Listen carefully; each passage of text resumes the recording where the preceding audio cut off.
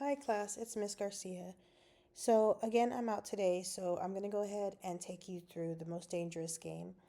Now, fourth period, we did cover the beginning of the story, but since my two later freshman classes did not get a chance to read it with me, I'm going to go ahead and start at the beginning.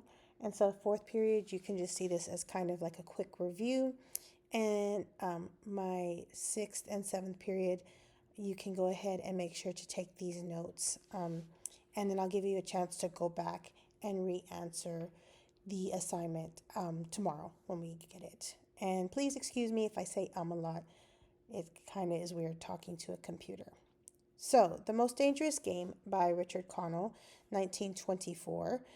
Richard Connell was an American author and journalist. This short story, which is his most famous, is an action adventure tale inspired partly by the big game safari tours in Africa and South America that were popular in the 1920s.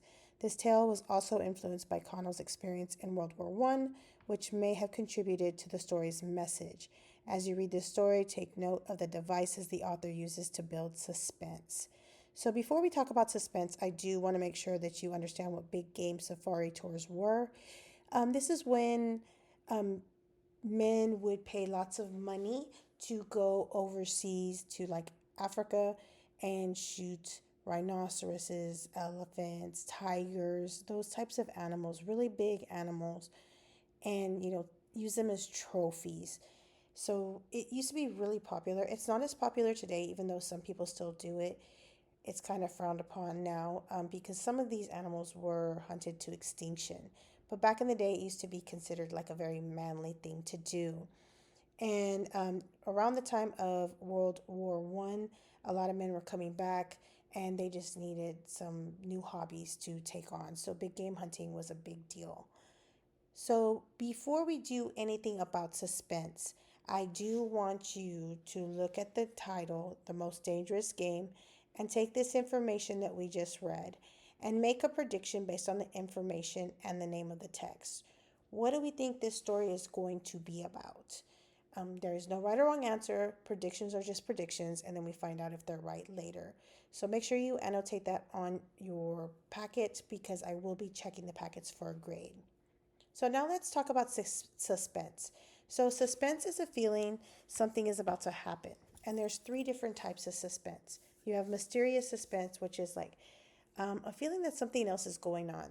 You see these in mystery movies or mystery books where it's like, so it's almost like a puzzle. You're trying to figure it out. And then, the suspense is relieved when you actually solve the mystery. Romantic and comedic suspense, I'm not sure why they put these together because I do feel like they're slightly different.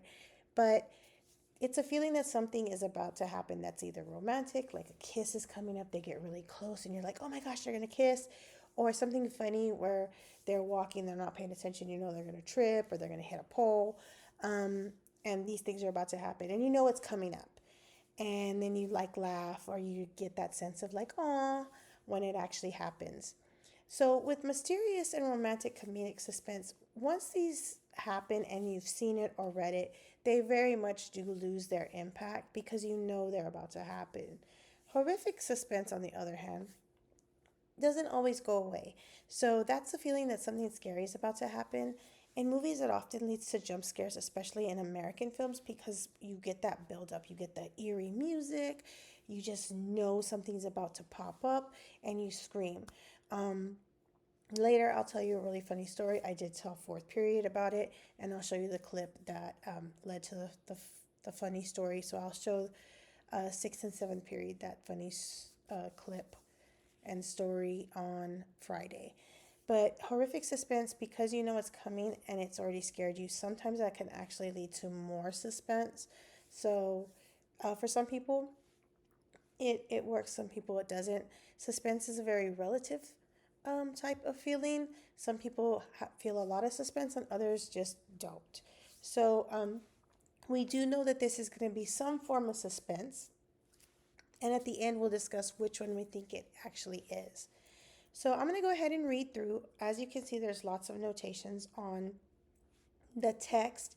I do want you to be notating and copying all the same notations that I have and highlighting and underlining everything that you see.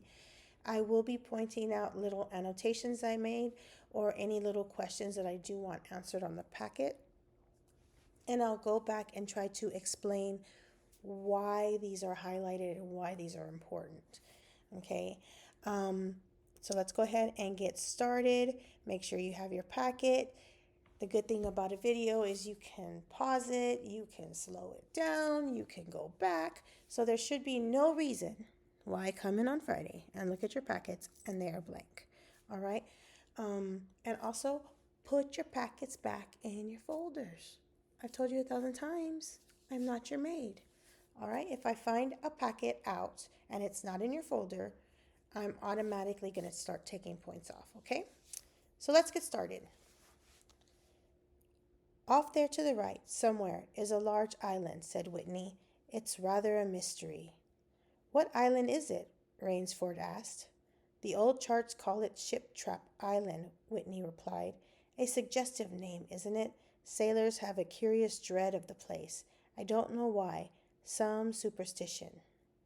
So, let me clarify something. I did think that Whitney was a female yesterday, but I double checked because I remembered that Whitney actually used to be a man's name, and in this case, Whitney is a man. So I do apologize for that mistake. I am human. Again, I am fallible, but Whitney actually is a man, and it used to be a man's name. Now it's considered a female name. So right off the bat, we are talking about an island. Um, do note that charts actually is another term for maps. And this island is called Ship Trap Island, which implies that ships wreck off this island and that it's part of a superstition. And so superstitions are something people believe in. Some believe in them, some don't. Some base it off of magic, like, oh, a rabbit's foot is lucky, or you should avoid cats.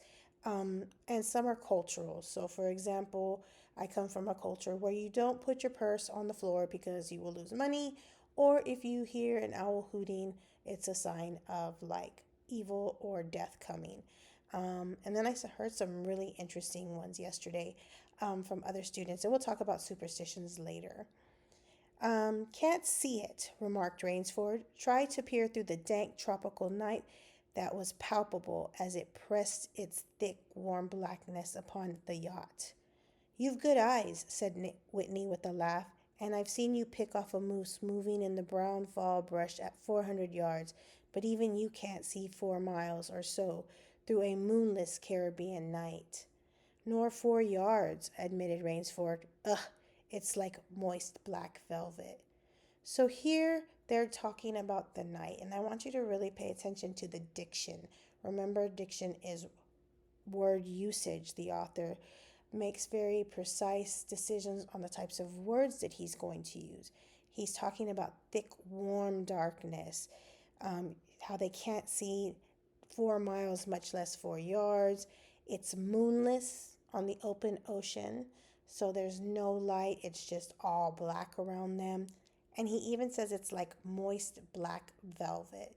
So velvet is actually a very heavy fabric, and when it's wet, it gets even heavier, and it has like this strange texture to it. So they're talking about that the darkness, you can almost feel it. Okay, let's continue. It will be light and real, promised Whitney. We should make it in a few days. I hope the Jaguar guns have come from Purdy's. We should have some good hunting up the Amazon. Great sport hunting. So now, with that information, we know exactly where they are and where they're going and why. So notice I have put in the little notes here, based on the information provided, the red circles in the text, we know that they are on a ship in the dark night on the Caribbean Sea, headed to Rio to hunt in the Amazon. More specifically, they're going to the Amazon to hunt jaguars. And so they're going to have a quite interesting conversation about hunting jaguars. All right, so we do know that these two men, they are big game hunters, obviously, as implied with the information at the beginning of the text. Rainsford says, the best sport in the world, agreed Rainsford. For the hunter, amended Whitney, not the jaguar. So I do want you to box that last statement because I feel like it's going to be quite important later, because there's a very important distinction made here. Big game hunting is a great sport for the people who are doing the hunting, not for those that are being hunted. And that might play an important role later in the text. So make sure you go ahead and box this. So let's move on. Don't talk rot, Whitney, said Rainsford. You're a big game hunter, not a philosopher. Who cares how a jaguar feels? So this gives you a good indication about how Rainsford feels about Whitney. Don't talk rot basically means don't say stupid things. And he reminds him, you're a big game hunter, not a philosopher. So philosophers are people who think. And so basically Rainsford is telling Whitney, you're being dumb or silly and you should focus on the hunting and not the thinking. So there's almost a sense of like Rainsford feels he's better than Whitney, that he's more practical and more realistic. So let's continue. Perhaps the jaguar does, observed Whitney. So this indicates that Whitney feels remorse for the animals. Still hunts, but at least feels some sort of remorse for them. Bah! They've no understanding. Even so, I rather think they understand one thing: fear. The fear of pain and the fear of death. So Rainsford does not believe that animals feel any pain. They're just dumb animals. They have no feelings. They're meant to be hunted. To where Whitney feels that even if they are animals, they fear pain. It's a universal feeling, whether you're human or animal. And I do want you to box the fear of pain and the fear of death and make a prediction about this statement. Why is this being said? We've gone from talking about this island with the spooky name to all of a sudden we're talking about how animals feel to be hunted. Just make a prediction. Again, there's no right or wrong answer. We'll find out if your prediction's right later. Nonsense, laughed Rainsford. This hot weather is making you soft, Whitney. Be a realist. The world is made up of two classes, the hunters and the huntees. Luckily, you and I are the hunters. Do you think we've passed the island yet? So again, Whitney is coming on strong and basically making Whitney feel, Rainsford is coming on strong and he's making Whitney feel as if he's being silly. He's belittling him. He's telling him, be practical. There's only two classes in the world, the hunters and the huntees. And it's quite obvious that Rainsford puts himself in the category of the hunters, and therefore he is more important. And he's saying, we're the hunters. Why do you even care? So I want you to also put, what do these statements indicate about Rainsford's attitude?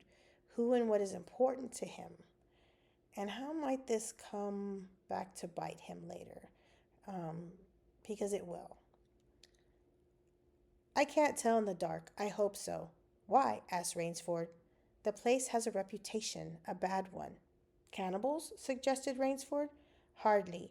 Even cannibals wouldn't live in such a godforsaken place, but it's gotten into sailor lore somehow.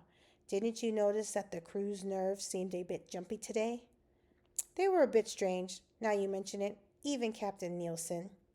Yes, even that tough-minded old Swede who'd go up to the devil himself and ask him for a light. Those fishy blue eyes held a look I never saw there before. All I could get out of him was, the place has an evil name among seafaring men, sir. Then he said to me very gravely, don't you feel anything, as if the air about us was actually poisonous? Now you mustn't laugh when I tell you this. I did feel something like a sudden chill. There was no breeze. The sea was as flat as a plate glass window. We were drawing near the island then. What I felt was a mental chill, a sort of sudden dread. Pure imagination, said Rainsford. One superstitious sailor can taint the whole ship's company with its fear. So let's stop right there and talk about this exchange between Whitney and Rainsford. Whitney is paying close attention to the way that the sailors and the captain are acting towards this island, and it's causing him concern, which makes sense because these men have been on the ship for a long time. They've sailed these seas, and normally you want to pay close attention because when sailors are having issues or are feeling some sort of fear, then maybe you should like pay attention to that. But again, Rainsford's arrogance is coming through. He does not care. He thinks they're all being silly, like he knows more. And I'm sure we've all come across people like this. Like, no matter what happens, they think they know everything and that they're just this big macho man, right? And so he's not paying any heed to the warnings. But let's look at the diction that's being used and think about what might this island hold. So the place has a reputation, a very bad one, but nobody seems to know why. And then he says even cannibals wouldn't live in such a god-forsaken place. Now, cannibals eat people, and they are considered like the ultimate evil. Most people fear them among more than anything else. And yet, not even these people would live on this island. So, again, it kind of comes back with like, this is a myth, it's a superstition. Nobody knows, it's lore.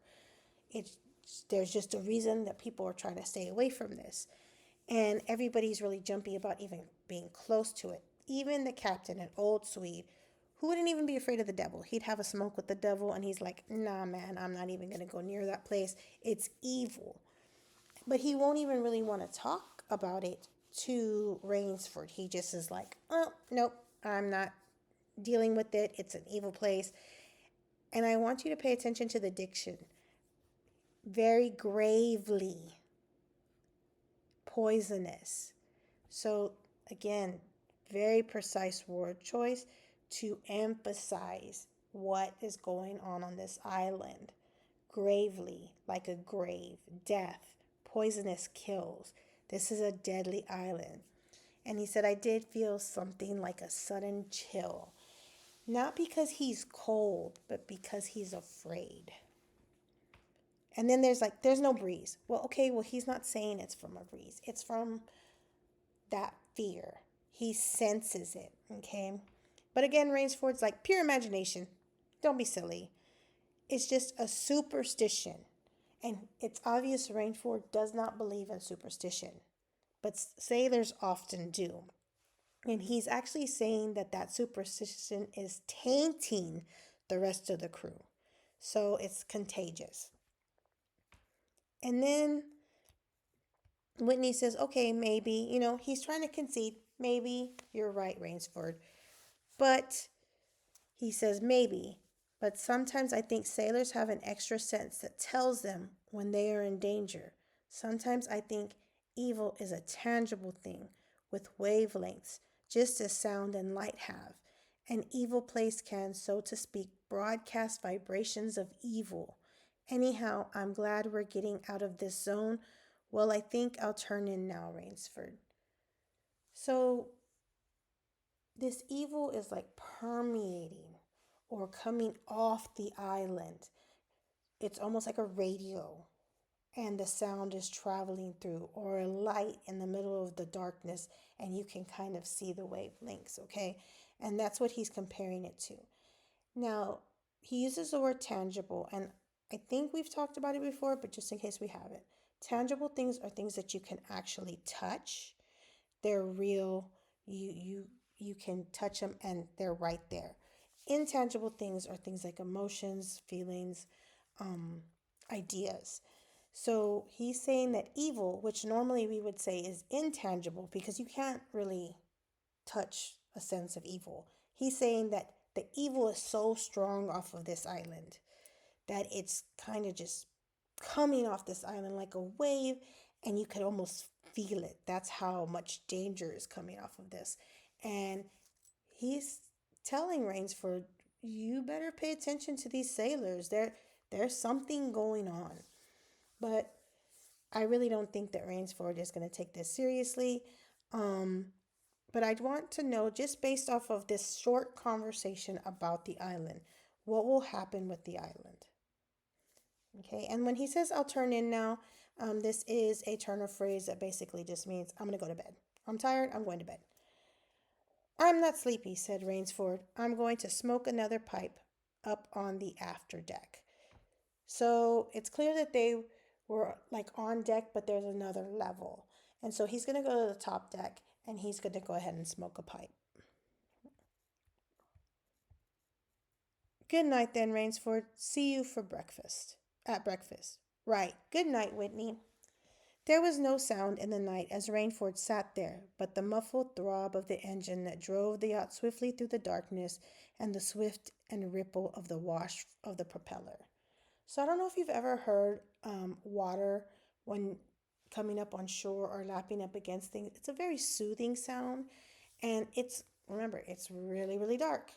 He can't see anything. He can't see very far, and there's no moon, and so he's just hearing the sound. Okay. Rainsford, reclining in a steamer chair, I always mess up this word, indolently puffed on his favorite briar. The sensuous drowsiness of the night was on him. It's so dark, he thought, that I could sleep without closing my eyes. The night would be in my eyelids. So the sound of the water, the calmness he gets from smoking his pipe and sensing the night around him is making him sleepy. And it's not a very good idea to be drowsy up on the top of a ship in the middle of the night, in the middle of any type of water. But he doesn't seem too fazed by it, and he's thinking to himself, "It's so dark. The night could be my eyelids." So it's so dark that he doesn't even have to close his eyes. It's like his eyes are closed. So again, it's reinforcing the idea of how dark it is. An abrupt sound startled him. Off to the right, he heard it, and his ears, expert in such matters, could not be mistaken. Again he heard the sound, and again, somewhere off in the blackness, someone had fired a gun 3 times. So notice that I highlighted his ears, expert in such matters, could not be mistaken. Remember, he is a hunter. He's not going to mistake gunfire. He knows gunfire. And this is what he hears. He hears 3 times shots off towards the island that everybody is afraid of. Okay? Somebody is on that island and has shot the gun. So, what does that actually indicate about the island? I want you to write it down. Again, this is just going off of your thoughts, no right or wrong answer. I want you to start really thinking critically about text and using the clues to figure out things. So Rainsford sprang up and moved quickly to the rail, mystified. He strained his eyes in the direction from which the reports had come, but it was like trying to see through a blanket. He leapt upon the rail and balanced himself there to get greater elevation. His pipe, striking a rope, was knocked from his mouth. He lunged for it. A short, hoarse cry came from his lips as he realized he had reached too far and had lost his balance. The cry was pinched off short as the blood-warm waters of the Caribbean Sea closed over his head. Okay, so dumb move, but obviously he did it anyways. So Rainsford hears gunshots. Most of us would have been worried. Obviously, Rainsford, in his arrogance and also being around guns, he's not afraid. He instead is mystified. Mystified means like you're confused, but you're also curious. And so this curiosity leads him to go in the middle of the night, in the dark of the night, and jump up on a rail. But he can't see, right? And I don't know about you. Have you ever been in a dark space or even looking at a dark screen and you start to lean forward because you're trying to see further? So he leans forward, his pipe comes out of his mouth, and instead of just letting the pipe go, he, out of habit, tries to grab for it and he falls in the water. Okay. And I want you to underline he reached too far. So this is both literally and metaphorically. And this is going to come into play later. So, what I mean by literally, like he literally reached too far, literally means you actually do it. But metaphorically means there's another meaning to it. He's going to reach too far out of his depth, so to speak. Maybe this is a greater situation than he is ready for. And then I want you to look at the last part of the last sentence on that. The blood warm waters of the Caribbean Sea closed over his head. Um, at the end of this reading, I'm going to ask you to do just a quick little short response. And I want you to tell me why the diction might be foreshadowing. Blood warm waters of the Caribbean Sea closed over his head. Like, what tone is that setting? Remember, tone is the feeling the author is creating in his text for the reader. Blood warm waters closed over his head. There's, again, no right or wrong answer. I just want to know what you think. All right. Um, he struggled up to the surface and tried to cry out, but the wash from the speeding yacht slapped him in the face, and the salt water in his open mouth made him gag and strangle. Desperately, he struck out with strong strokes after the receding lights of the yacht, but he stopped before he had swum 50 feet. A certain cool headedness had come to him. It was not the first time he had been in a tight place. There was a chance that his cries could be heard by someone aboard the yacht, but that chance was slender and grew more slender as the yacht raced on. He wrestled himself out of his clothes and shouted with all his power. The lights of the yacht became faint and ever vanishing fireflies. Then they were blotted out entirely by the night.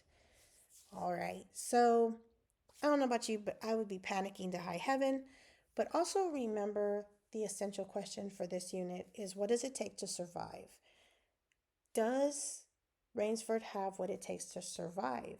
He's falling in the water, and at first he starts swimming, but then all of a sudden something comes over him.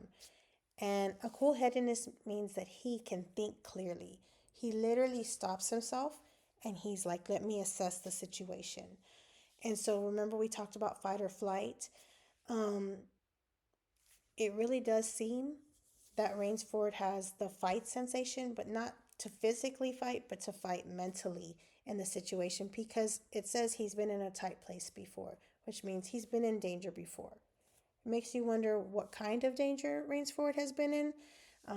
Maybe the little intro paragraph hints at that. Maybe it's because of his hunting. We'll find that out later. But he realizes maybe I should scream to see if somebody will hear me, but he has to do it quickly because this yacht is moving quickly. It also indicates that he takes off all his clothes. Why do we think he's taking off all of his clothes? I want to discuss this when I get back on Friday, just so that we can get an idea of what is he doing that might help him survive. Do we think this is helpful? Um, and then I do want you to underline the last sentence because I do believe that it's beautiful diction and imagery. The lights of the yacht became faint and ever vanishing fireflies. Then they were blotted out entirely by the night. So, if you've ever seen a firefly, they blink on and off. So that means the lights are kind of going on and off. That's an indication of waves. When you're in the water and it's kind of wavy, sometimes you'll see them, sometimes you won't. So, he's seeing these flickers of the light. It means it's getting further and further from him. Fireflies are normally a sign of something that is calming and beautiful, but is that what he really means in this particular situation? So, right next to it, I just want you to give me like one or two words of what do you think Rainsford is feeling at this moment? Because it doesn't really seem like he's panicking. But is he panicking and just not showing it? So, right there, I do want you to write at least one to two words of what he's feeling. Rainsford remembered the shots. They had come from the right, and doggedly he swam in that direction, swimming with slow, deliberate strokes, conserving his strength. For a seemingly endless time he fought the sea. He began to count his strokes. He could do possibly 100 more, and then Rainsford heard a sound. It came out of the darkness, a high screaming sound, the sound of an animal in extremity of anguish and terror. So he's decided to go ahead and swim to the island because he can't make it to the yacht. So he's going to swim to the island. Obviously, he's a strong swimmer. Um, he's literally saying he can swim 100 or more strokes. And then he hears a scream. And I want you to realize that anguish is not just a normal scream, but anguish is an emotion of like pain. And you can normally, it's a different kind of scream. It almost gets to your core. And he says it's of an animal in extreme pain and terror, fear. Notice the diction again. We're not using just pain and fear, we're amping it up. Anguish is extreme, terror is extreme. So he hears this towards the island that he's swimming to, his only form of safety at that point. And so I wonder, and we'll discuss it when I get back, what would you do? Would you continue to swim towards the island? Or would you take your chances in the water? So I do want you to think about that because we're going to stop here. But I do really want you to think about that. What would you do? You've heard gunshots and now you hear an animal in pain. Um, and so I want you to consider, because remember, we're trying to think about survival. What's the best option? All right. Also, if you notice here at the bottom, right here, I do want you to write a quick note or so of what is the author trying to say with their word usage. Um, what tone is being created? Remember terms like blood warm and, anguish, terror. He uses great diction. He's using his diction to not only establish the emotion and set the tone, but also for imagery. So he's using a lot of diction, um, very beautifully, and almost kind of in a creepy way to kind of really build that suspense. So again, we'll talk about this tomorrow. Make sure you put all your notations on your packet because I will be checking them first thing when you come in. I'm going to ask you to bring your folder to me and I will check the notations for a grade. And also I'll be looking at the little assignment. So again, if you need to rewind this video, you can. If you have any questions, just email me. I am on campus and I can try to come and help you. I will be here after school today if you want to stay for tutoring or have any other questions. But other than that, just be good, as I know you will be, and I will see you tomorrow. Bye, guys.